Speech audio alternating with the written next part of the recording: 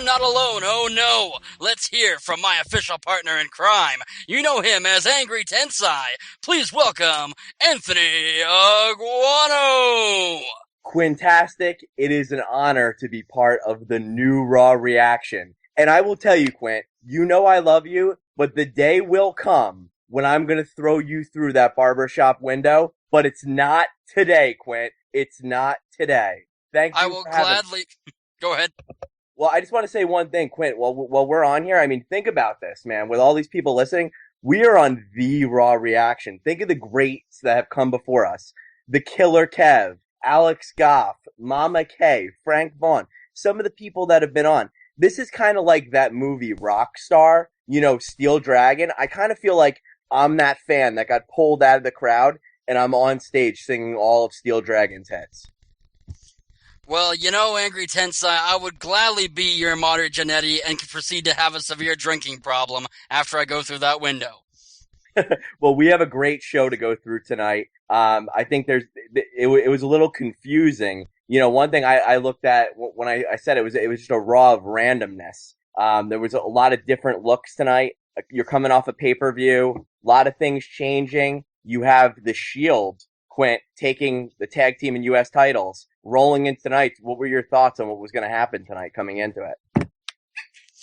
Well, with how weird and crazy Extreme Rules was last night, it's just kind of natural that I'd expect it to be just as weird on Monday Night Raw.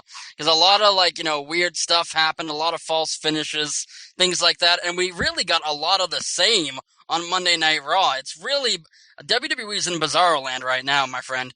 Yeah, no doubt about it. You think about how we started the show. I mean, a little bit of an odd start to the show on segment one. You had an ambulance roll into the arena, and who was in that ambulance? None other than Ryback. Now, what I thought was interesting about Ryback getting out of that ambulance is he had a very interesting attire, Quint. In fact, he was wearing a leather vest, a beanie, and giant jeans. I'm not sure who he was trying to intimidate with that look, but that was what he did, what he was wearing when he came out of the ambulance.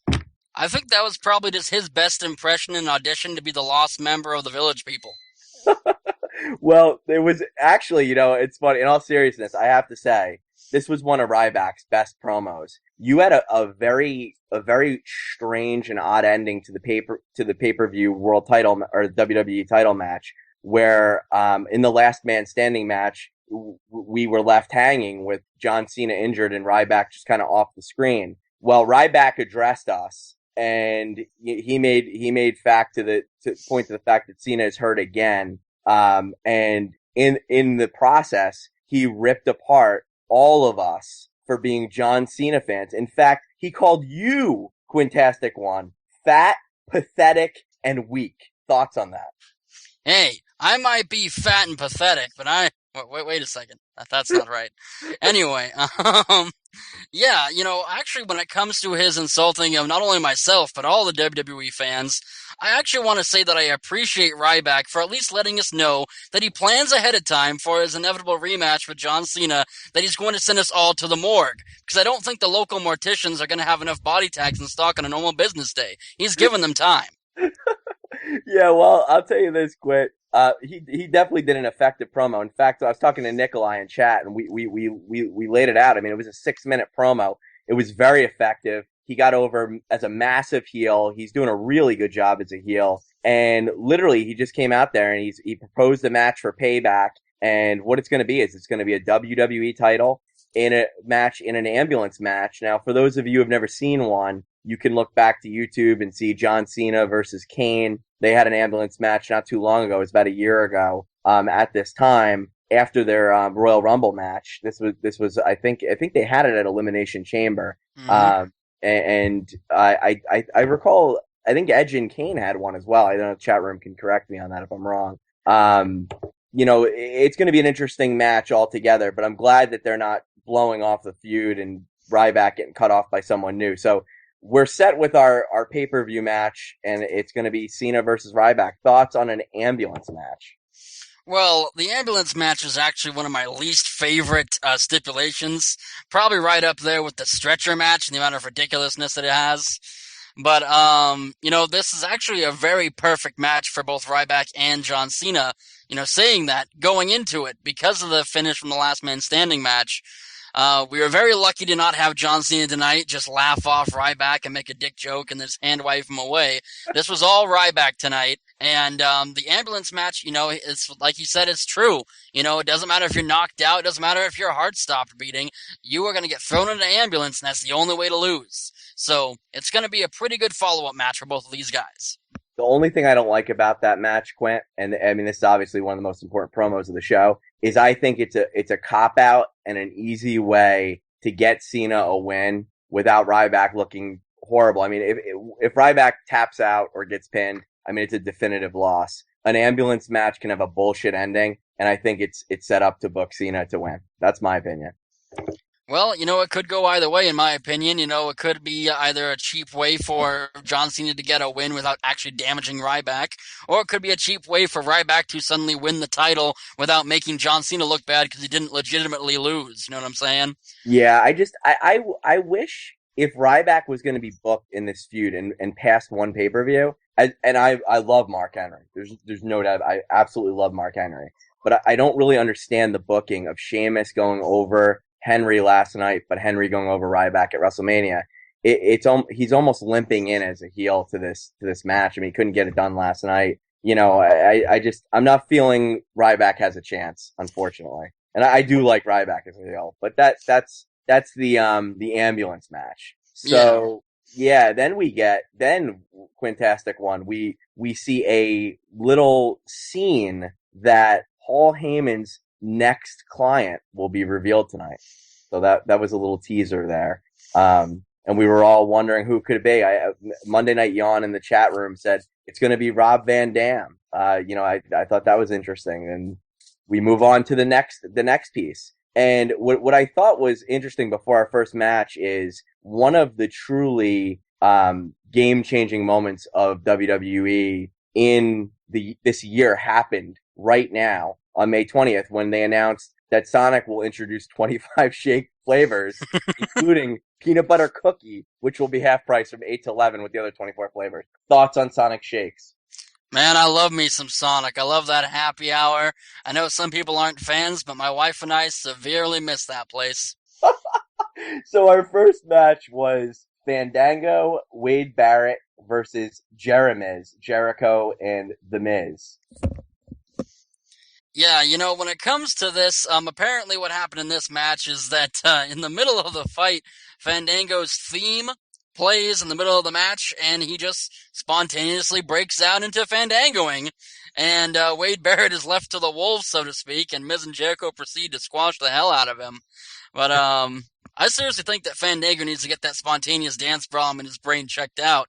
Because if we all suffered from the same problem, then no work would ever get done, as we all just randomly burst into Harlem Shake fits on a daily basis. What do you think, Tensai? I didn't really understand really the point of the match. I mean, I thought Barrett and Miz were done. Somebody in chat actually said maybe Barrett and Fandango will start a feud because before that dance segment happened, you could see before the faces came down the aisle. Fandango and Barrett were arguing in the ring even before the match. So you kind of had that feeling that was going to happen. But, man, was Fandango getting into it with Summer Rae down. I mean, it was going on. I mean, literally Jericho hit every signature move in maybe a 45 to 60 second span where Fandango was out there dancing. So it was definitely, and then Miz hit the figure four, which won the match, which was pretty funny. So, I at the end, Jericho kind of blew off Summer Rae. He went up to her and faked the dance and kind of stiffed her. I thought that was kind of a funny. Oh, Jesus. Oh, I hear a puppy. Speaking of a puppy, do you know who cut in during this match? Road Dogg for absolutely no reason was cut in during this match to advertise the app, and he was scamming on Caitlyn in the back. I don't know what that was all about, but he said something to the effect of, I can beat Fandango, and then he was hitting on Caitlyn, and that was the little scene in the back. But the match was a cluster. Man, guys like Road Dogg. I mean, Road Dogg, Billy Gunn, X-Pac, Sean Waltman. Those guys will always do that little plug to be like, hey, you should book me into a match. And not to mention the fact that he's creeping on Caitlyn, being the fact he looks like he'd be your pedophile uncle. But other than that, yeah, I could possibly see a program with Wade Barrett taking on Fandango later on. Wade Barrett's a really no-nonsense kind of fighter, while Fandango's more the flashy, flamboyant kind of guy. And Wade Barrett's been getting cheers from the fans during his offense, so that might be a face turn in line for Wade Barrett. I could see that, and he got a new theme too tonight that we heard. I don't know, I've never heard it before. So he definitely before the match was up in Fandango's grill. So who knows? Maybe that's where they're going because it looks like the Jericho Fandango, I would think, feud's over with respect to last night. So remains to be seen. Segment two, Quintastic one, is who are you going to vote for? Jack Swagger versus either your choice, because you are the WWE Universe Quintastic one. You can choose Randy Orton, former World Heavyweight Champion, the Great Khali, or Mr. Ron Killings, R-Truth. Who are you picking for that? Well, Angry Tensai, ever since WWE cheated Daniel Bryan out of that one poll where he legitimately beat Kane, the poll choices here for WWE's fan interaction stuff is like the equivalent of asking fans, "Hey kids, do you want to eat this super special awesome bowl of ice cream, or would you like this bowl filled with bird shit?" And it was certainly bird shit. And my man Nikolai in chat wanted his bird shit because he voted like 500 times for the Great Khali. So just a little before we get to the next match, real quick. Brian and Kane were in the back. They were talking real quick about their rematch, which teased their match for later tonight, the 6-man tag. Brian, Kane, and Kofi versus the Shield. There was a little dissension teased, but nothing there. And then we moved on to match two. And this was a special challenge match. Titus O'Neil with Darren Young taking on Sheamus as they are friends of Mark Henry, who they work out with, who decided in the back before the match he was going home for good. I see. Well, I don't really have any snappy punchlines for this one. It was a respectfully decent match. You know, Titus O'Neil got a good amount of offense on Sheamus. Sheamus hit his predictable face spots and, won the match. I don't think anyone honestly thought that Titus O'Neil had a chance on this one. Yeah, well, I'll tell you, actually Titus looked pretty good in this. He had some real power moves. He controlled pretty much a lot of the match. I mean, I thought it was like 3 or 5 stars if I thought about it. It was a lot better than I thought it would be. But Sheamus just hit that bro kick to win. It wasn't really anything special, but it was a solid match, and it makes you start thinking about Titus O'Neil as a single star. So I don't know if they're going to go that way, but he's definitely funny as hell. I mean, he's got his pay window comments and all the things he does on the mic. I like him. Funny thing is, Kev brought this up on Twitter. Sheamus brought up the fact that he was very disappointed he had to bro kick his fellow Irishman Titus O'Neil. I appreciated that comment. Well, Sheamus is always good for at least one cheap pump a night. Sheamus, that Sheamus, I don't know where they're going with him, but he gets an effective win tonight. So segment 3, we have Paul Heyman introducing his new client. Now, Heyman starts this segment by talking about how last night he exposed yet another one of our heroes, that being Triple H, where Triple H ran home to his mommy. I guess that would be Chyna Jr. Stephanie McMahon, and Brock Lesnar was the big winner. And then he said, set your DVRs, the YouTube moment of the year, 10 years in the making. This is going to be the big thing we look back on it. Who comes out, Quintastic One?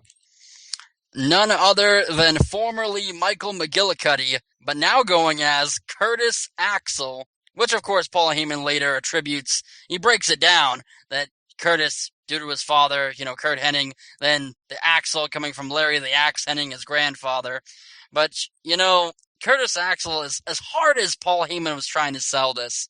It just, this guy is the perfect example of a man who is a badass fighter with a name that makes it hard to take him seriously. But I wouldn't even care if Curtis Axel came out in a bullfighter's uniform and a new curly mustache and called himself Horatio Magnolia. I'd still mark out for the guy. Well, one thing that I did like about him, and I picked up on it right away as a WWF theme aficionado, the remix of the Mr. Perfect theme. Very exciting stuff. A club version, if you will, of the Mr. Perfect theme. This is the kind of stuff that Killer Kev is dancing to in the clubs in Florence, Kentucky. We know he's a big clubber. We know he spends a lot of time down in Florence. This is the type of stuff he listens to. Personally, I was hoping to see New Demolition being introduced as Paul.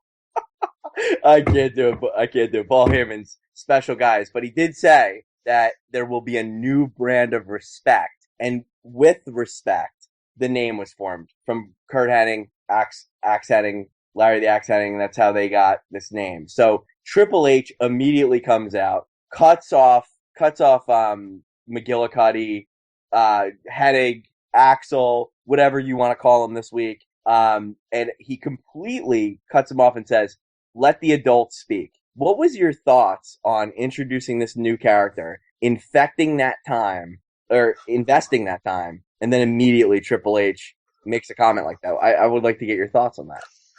Man, I tell you what, Tensai, everything I ever heard about Triple H and his support of Michael McGillicuddy has always been, positive. I always thought that Triple H was always high on pushing him, but I don't know where he thought that honestly pushing him, I don't know where he thought that insulting him and basically calling him a child would be anywhere close to putting over this guy who just came out with a brand new gimmick and name. Yeah, it was just stupid. I mean, honestly, I'm watching this and I'm just thinking to myself, you just shit on the entire. I mean, I know they got to fill 3 hours, but dude, save that for like main event or something. I mean, it completely. I mean, I already thought he was a joke when he was walking down the aisle, but you made it official when you came out and buried him.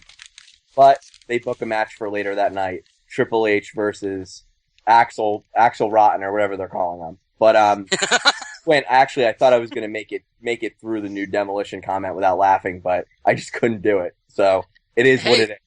Well, here's the bright side though. If he does end up bringing in New Demolition, they can call the stable the Heyman Hustle. I love it. Match 3, we get Alberto Del Rio versus my favorite dressed superstar, with the exception of Bret Hart, Big E Langston with AJ Lee. I don't really get the point of Big E beating Del Rio here, in all seriousness, my friend. He's the new number 1 contender for Dolph Ziggler's championship, but he loses to the hired muscle. Maybe this was retribution of WWE allowing Del Rio to beat Swagger and easily the second most bogus finish of Extreme Rules last night. Yeah, I got it. I was thinking about it after the match, and I definitely think this match was better than I thought it would be. They started out with that series of arm bars, and Big E broke out of the first one, and then he slipped outside the ring and powerbombed them on the outside. High impact. You had a little bit of everything in this one, but I get the finish. AJ bullshit, throws in the bucket. Eye poke Big E, hits the big ending. Okay, so the heel gets the bullshit victory. But, I'm thinking to myself, well, doesn't that make Big E the number 1 contender now? I mean, he beat the number 1 contender. Well, it's like I was saying a few weeks ago when I was on a program here on Angry Marks, that I've been thinking they've been building slowly for weeks, really. Big E Langston going under Dolph Ziggler or going over Dolph Ziggler, essentially being, what they do with WWE guys, the enforcer types. They always end up realizing, hey, I can do so much better by myself, and they just end up leaving the cocky heel and beating the crap out of him for the title. So I wouldn't be surprised if that's the direction they're going.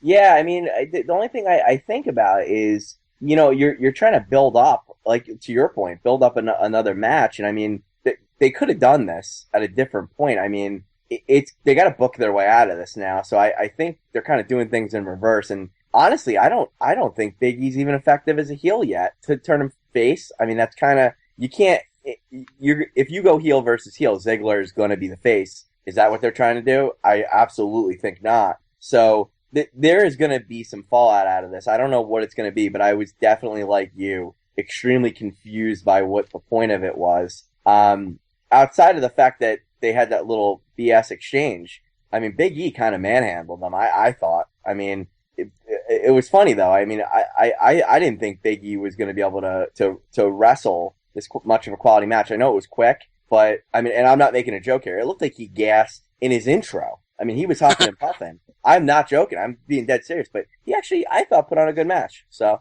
wasn't bad. Fair enough. that was Del Rio versus Big E. So match 4, and maybe we'll give it a little more respect than WWE did. And I'll tell you, I definitely scored this one a dud. You got match 4, which was Layla versus AJ Lee, also known as the match where the Quintastic One cleaned Mr. Blue's litter box match. That was brutal. I mean, I didn't think I was going to make it through it, man. It had a chokehold on me like no other. If you want me to take a match seriously, how can you have your former Divas champion, or whatever you want to call her, use the butt bump as an offensive move? I mean, it's ridiculous. Listen, I know wrestling is something we make fun of and it entertains us, but there's no way you can convince me that's an effective move. I could rant for days about how much I hate sports entertainment divas wrestling and how much it encourages these stupid, pointless spots. But that's borderlining on the Fantastic One getting angry on Angry Marks, and we wouldn't want that now, would we? No, we would not. We would not, because we are the more fun-loving group. This is the new Raw reaction. We're going to be a more happy, if you will, a more loving, a more collaborative Raw reaction, if you will. And speaking of collaboration, let's just get this over with. Maybe this is a good time to introduce our new segment known as Ask Kev. And the way Ask Kev will work is we are bringing on, and I use this as it is, former Raw reaction host Killer Kev. And what we're going to do is both myself and Quintastic One and one of you in the chat room can ask Kev anything you want specific to Raw reaction. Anything. As trivial or as significant as you'd like it to be. No. Kev, what do you think? Any thoughts on our new segment? Well, I think that since this is your idea that you talked with me about last week, I think you should go first with the number one question while we give the chat and myself some time to think of something witty. Well, I think you guys know that I was pretty high on it already. I want to know what Killer Kev's feelings were when the remixed version of the Mr. Perfect theme hit. That's what I want to know. Fuck the Kev? cow, I want some bacon. Well, I guess we don't have Killer Kev here after all. So about to fall asleep, for God's sake. That's bullshit. Well, I guess I'm Killer Kev here. No, I'm just fucking with you. I haven't played any drop board stuff in a while, so I figure it'd be okay. Remix song. I like the idea of remixing the Mr. Perfect theme. I'm just not a big fan of this one. I don't know. It just seems off, and it just doesn't seem like it's really. Here's one thing that really bothers me. Heyman in this promo worked up the fact that we all know Michael McGillicuddy is a third-generation star, but we are not going to put too much focus into the name because we want him to be his own man. So to be his own man, we give him his father's music, but just remix it. No. Love it. Quintastic One. Anything you'd like to ask former legend that we're rolling out here like Freddie Blassie Classy, Killer Kev tonight? Absolutely. When it comes to that, Killer Kev, I really gotta ask you, every time I see AJ Lee come out to the ring, I'm always tempted to call Dateline NBC with Chris Hansen. What would you suggest that I do about this? Quintastic One, do you remember when you were watching WWE about 10 years ago and you signed off for that Mick Foley Socko Rock'em Sock'em kit? Mm-hmm. I think it's time for you to bring Socko out now. I'll work on it.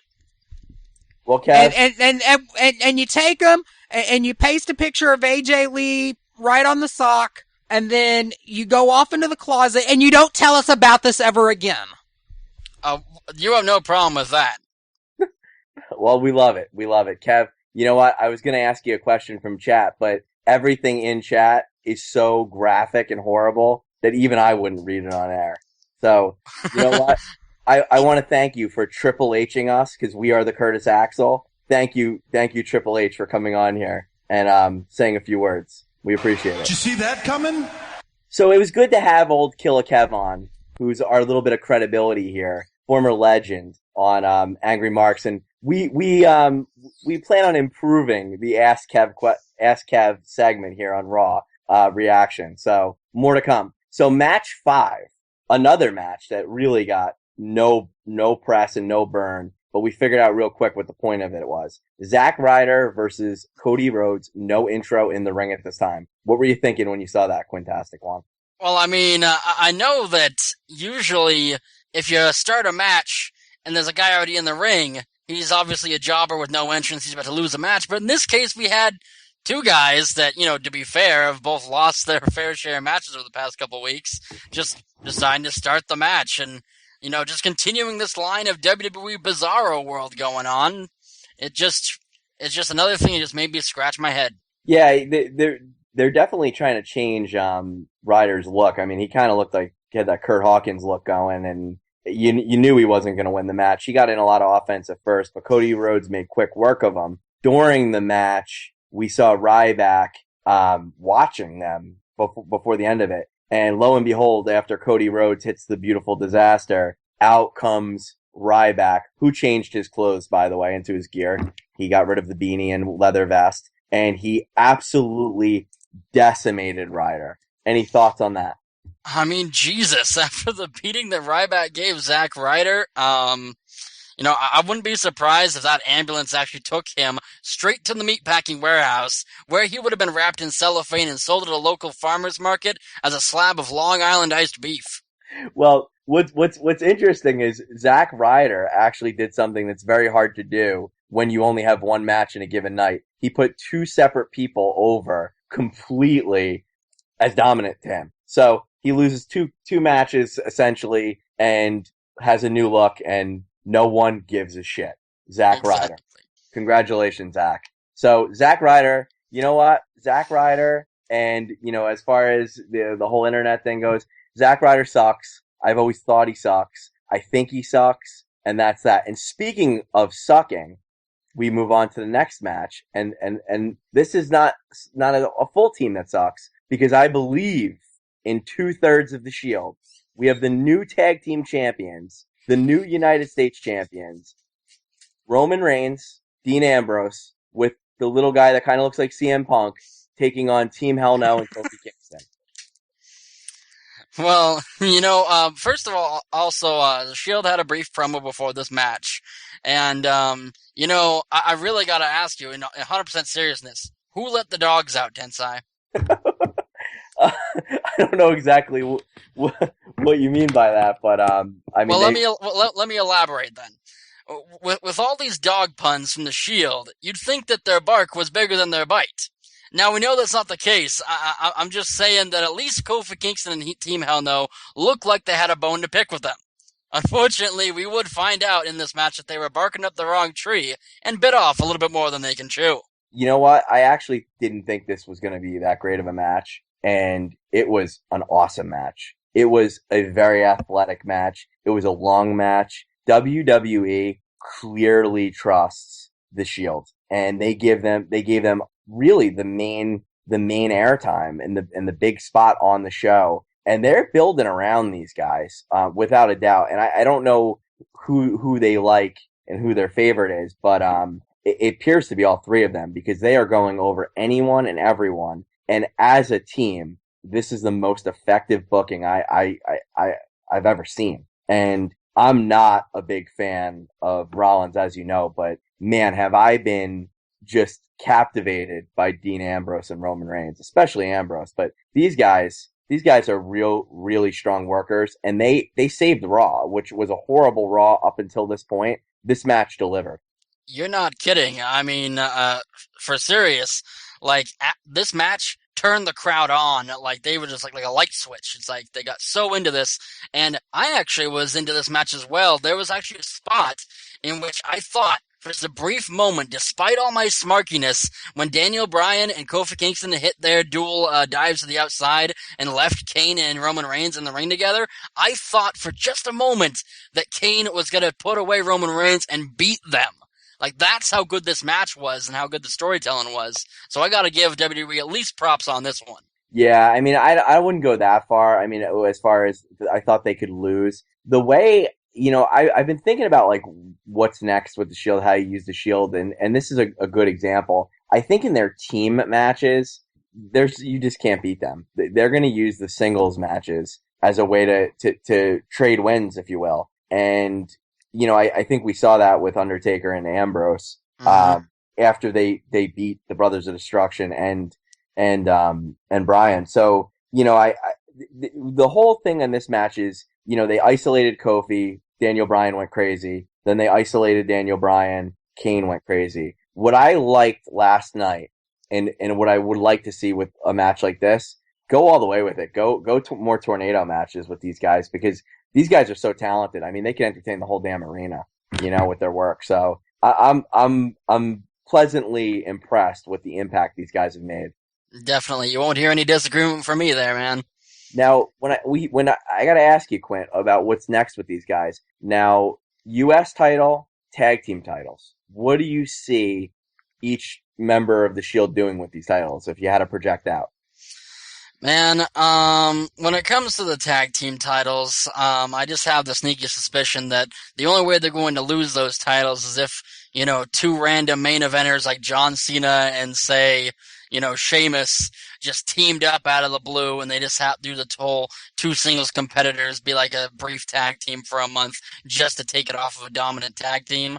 I see that as the only way Shield are losing the tag team titles. United States title is actually more of an interesting situation since Dean Ambrose has had really effective matches against the likes of The Undertaker, as you said. So he could really work well with, I think, just about anybody in the mid-card or upper mid-cards, and I think the U.S. title is definitely the one to watch, as unpredictable. Yeah, and I think now that they have these titles, you're going to see them take a little bit of a step back as far as who they're fighting on the cards, just to build them towards the I guess the higher belts. Now that they're taking that step with them, I do not think Dean Ambrose will lose the U.S. title at any point in the next year. I think he will hold this belt and he'll defend this belt, unlike they did with Cesaro. And I think that this is going to be like almost like a Rob Van Dam ECW thing where he holds this belt long term. I wouldn't be surprised if WrestleMania comes and goes, and maybe even two WrestleManias. Who knows? I don't know what they're going to do with Ambrose, but they are invested in him. And this title is a prop. They don't care about it. And why not have this guy just run with it? That's my opinion.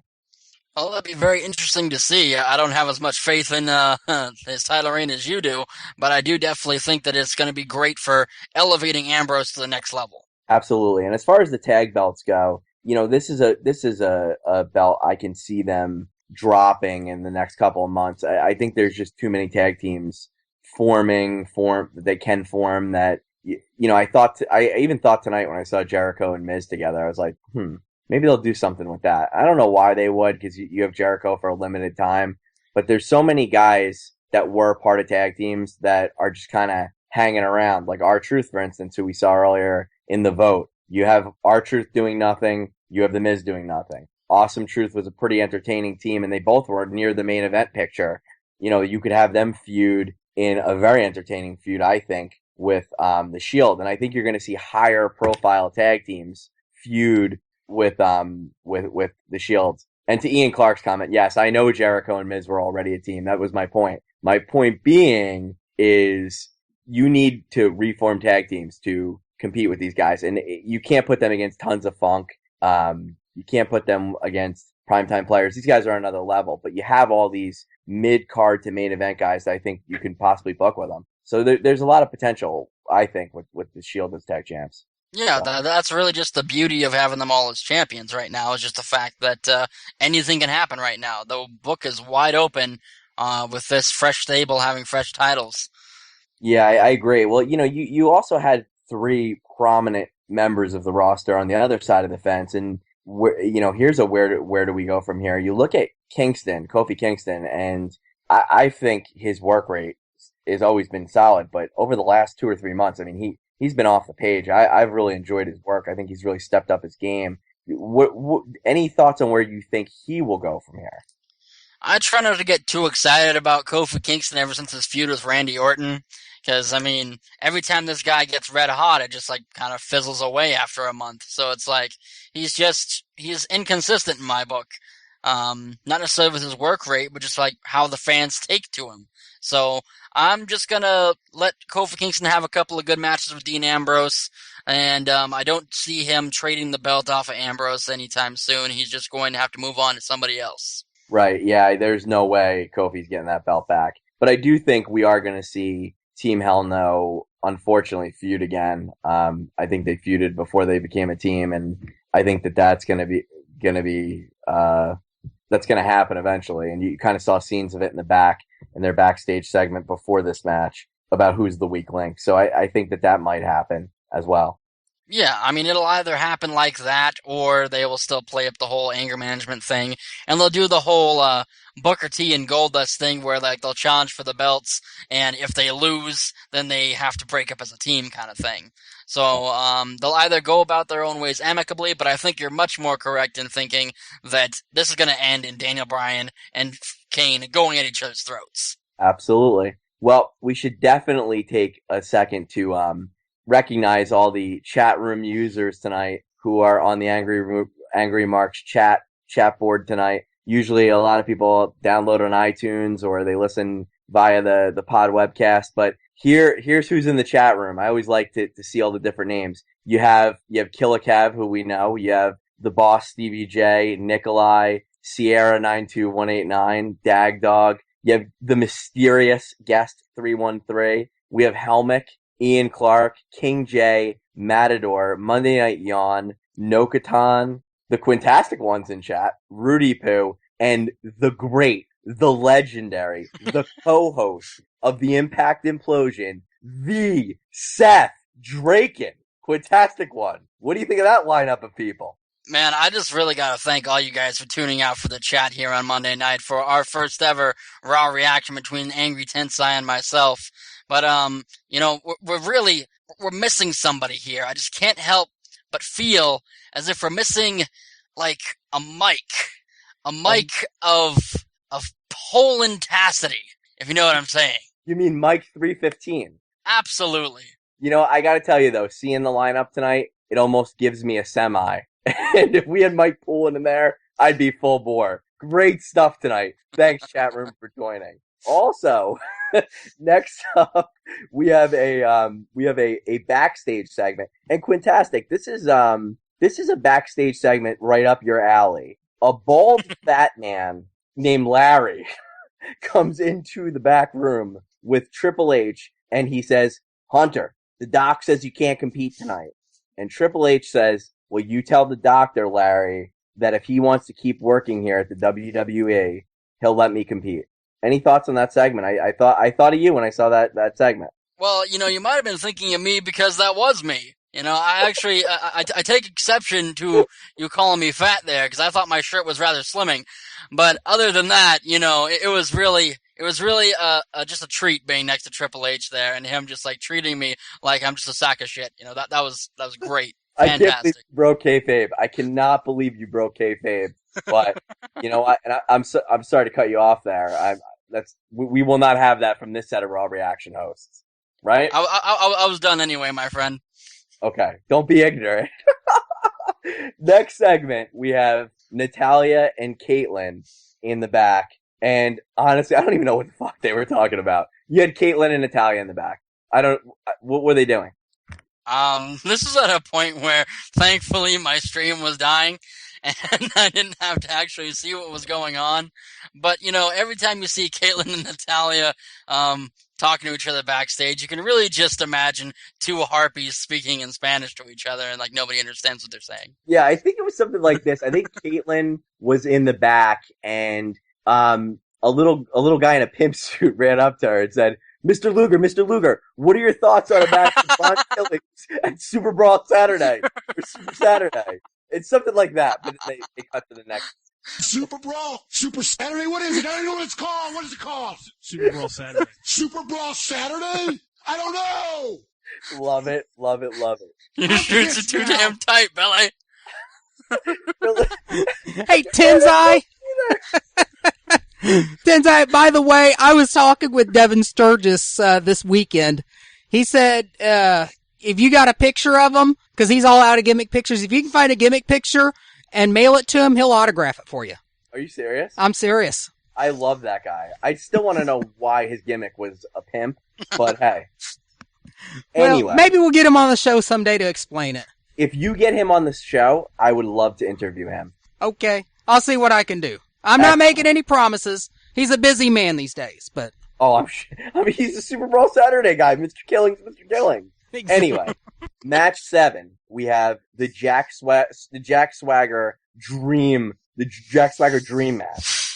And again, our choices were Randy Orton, the Snake Randy Orton, or the Great Khali, the giant Indian guy, or Mr. Killings, Ron R-Truth. And 72% of the vote, we got Randy Orton. Now, Quintastic One, I know you were backstage with Triple H, but did you get a chance to vote on the WWE app? I was right there with Nikolai voting for Great Khali as many times as I could. Honestly, though, I really can't stress this enough. If anybody honestly believed that R-Truth or Great Khali ever had a chance in this poll, they need to stop drinking the 10W40. You know, I actually thought Khali might win for no other reason than there's enough assholes out there to vote him in. And I know guys like Nikolai and I had bots, yes, actual bots, voting as many times as we possibly could. And apparently 10,253 votes, to be exact, were not enough. Yeah, somebody needs to get 4chan on this to start hacking WWE's polling system on every Monday night. Well, you know, this was, and I've been saying this about Randy Orton every now and then. Oh, geez, Sierra just posted a picture of a hot lady. One thing I'll say, it's standard fare for Randy Orton. It's just your run of the mill match. I don't even really remember much about the match outside of reading Ian Clark's recap before. It went something like this: punch, punch, punch, kick, kick, kick, body slam, punch, kick, kick, ankle lock, reverse, RKO. That was the match if you missed it, folks. Okay, I gotta interrupt. Was that a wrestling match, or was that a round of Parappa the Rapper? My thought is this, guys. Why should we care about Randy Orton? If he doesn't care to develop his character or even try and work in the ring and mimic a fucking snake, excuse my language, it is insane. I have never seen someone regress as much as he has. And his match with Cody Rhodes that I loved a couple weeks ago, that was his best match in like a year. Everything he puts out is shit. And it's just boring. I can't justify it. I mean, every time I try to think about how damn popular Randy Orton is with the fans, like, it blows my mind. Ever since the Royal Rumble even, maybe even a little bit before that, but particularly the Royal Rumble, this man has been getting reactions as if he was Hulk fucking Hogan. I mean, the people go crazy for him, and I don't get it. Like, he has been the same for the past 3 years, and has not changed a bit, hasn't had any sort of gimmick change, alignment shifts, nothing. He's the same guy, does the same moves, and yet he is like probably the number one popular face on the company right now. It's unbelievable. If I had my way, Quintastic One, and I don't mean to take away from Swagger's time, but 94 days from now, I would have Randy Orton run out in a leather vest, and then you'd hear Mike Tenay yell, "Oh my God, it's Andy Orton from the WWE. He's joined Aces and Eights." You know what's more entertaining than Randy Orton, though? What? Ciara in the chat apparently seducing King J with sexy pictures of his favorite divas. I like that. You know, I had the chance to go on the Tuesday night AMP show with Ciara, and I have to tell you, that's one classy lady. I got to tell you, she's unbelievable. We're really lucky to have her in the network. Absolutely. I'm a big fan of Ciara. We're also very lucky to have Frank Vaughn, who I got to share the mic with on Tuesday night as well. And there was a third guy, and I don't even remember who he was. But on to the next match. So now, folks, you have your main event. Your main event, right? You have Curtis Axelrod, with Paul Heyman versus Triple H. How excited were you, Quintastic One?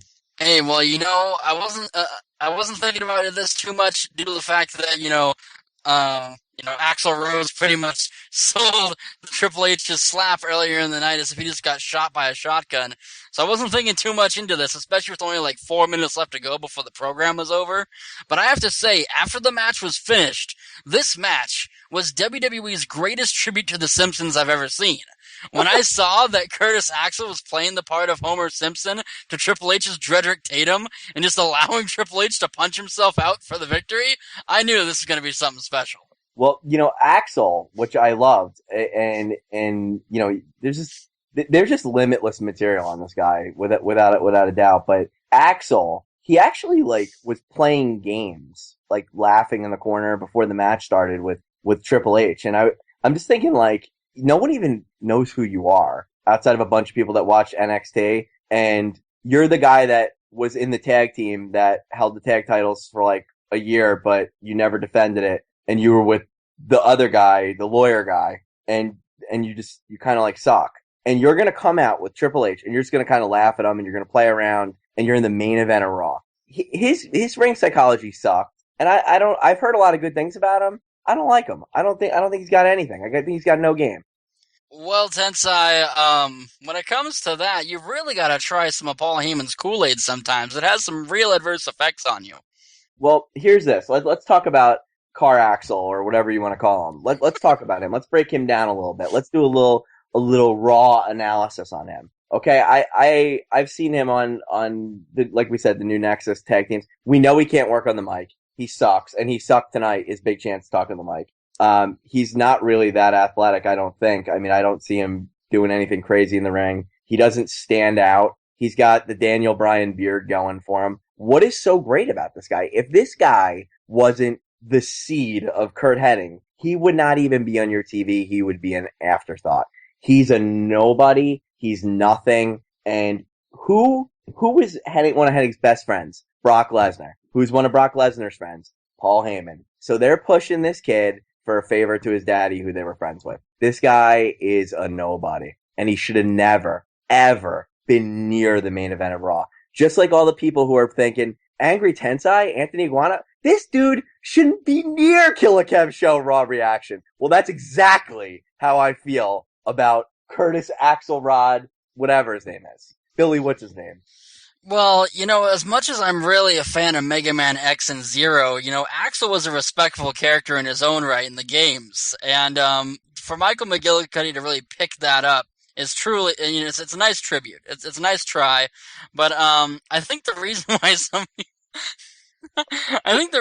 some people like Michael McGillicuddy is, I can say at least for myself, is I like the potential that I can see there, and I'm probably just foreshadowing them because of the fact that his father was Mr. Perfect. But I feel like he has something.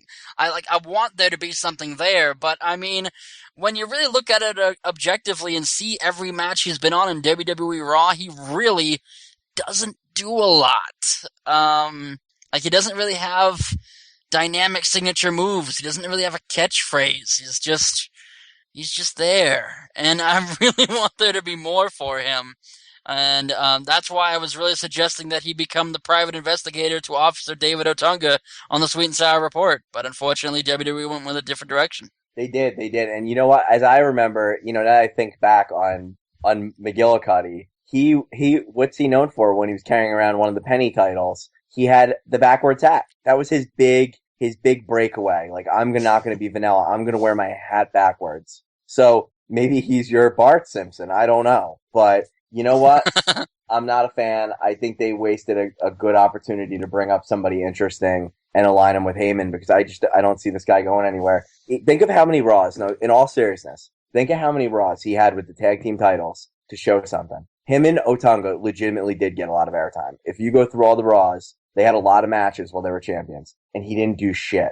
And he's not going to do shit. And he's going to be another one that the little kids don't care about. So that's my thoughts on Axel McGillicuddy. Now, Triple H, on the other hand, I got to be honest with you. By the way, before I go into Triple H, I think Curtis Axel would be a tremendous candidate in TNA to play the suicide character, but he wouldn't be able to jump or do any of the moves. You would just cause people to commit suicide on TV. Pretty much. from So viewing him. yeah, pretty much. So I think he could be a candidate for that character. But Triple H, on the other hand, I thought it was something where he's had a bunch of matches over the last couple of years, and they brought up, well, this is his first match in 3 years on Raw. Wow, way to make Raw seem special that it's beneath him to be on Raw, number one. Number two, I truly thought he gasped and was getting water. I'm dead serious. I didn't really see the whole thing. I was paying attention to the chat, and next thing I know, he's outside the ring pouring water on himself, and then he fainted. Well, that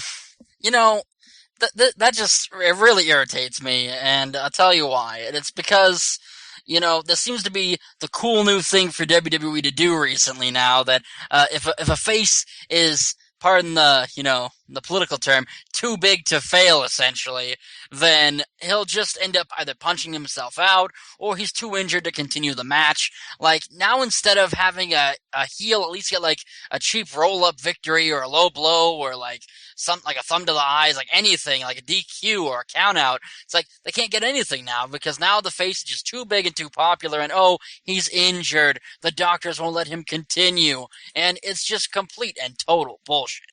Agree.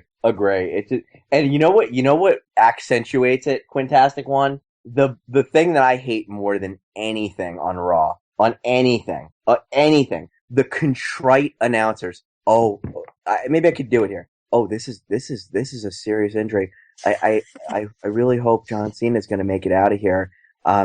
This is really bad. This is unthinkable. I'm so tired of that quiet voice and the undersell and the concern. Why in the world would JBL, one of the most badass dudes in the history of WWE, Acolyte Bradshaw, give two shits about John Cena, who we had like a ridiculous feud with a couple of WrestleManias back, is laying there in pain and using the contrite voice? Or Michael Cole, who literally made fun of Jerry Lawler's heart attack and all the bad things that happened to him. That's a whole nother thing in general. Like, we're too, like, it's Extreme Rules, but not that extreme. Like, people already ranted on that up and down last night, and I don't want to take any more thunder away from that. But seriously, that kind of shit makes me want to punch a baby. Not my baby, of course. Not your baby. He's special. But, yeah. Definitely punching babies. He said, "Kapuya!" They ended Raw with the contrite announcer. So, you once again, you don't get an ending to the show, and we're kind of left with, okay, Triple H is got a medical issue, so either we're going to write him off TV, or he's going to get so angry at the Heyman clan that we're going to get another match with Lesnar. I don't know where it's going. But frankly, I don't really care where it's going. What I do care about, though, is, to recap, I care about Ambrose. I care about Kane. I care about Reigns. I care about, we were talking about Antonio Cesaro. I care about him. I care about all the solid performers that show up and play. I love Dolph Ziggler. I love all of our consistent characters, but I don't like these part-timers, and not The Rock. The Rock is the exception to the rule, but Triple H and Brock just continuing to fight each other and exchange wins, doesn't do anything for me, because it doesn't advance either of them. So that's my thought. Well, that's pretty much my thoughts exactly. Another thing on it is just the fact that I really don't like this 3 announcer setup anymore. It's really gotten stale to me as well.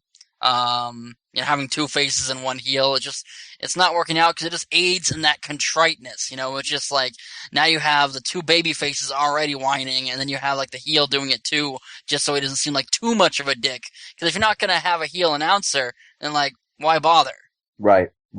Well, it is what it is. So that pretty much sums up Raw in a whole. I mean, like I said, I saw butt bumps. I saw a great 6-man tag match. I saw a little bit of everything on Raw. But who I didn't say? Once again, Mr. Blue. How is Mr. Blue?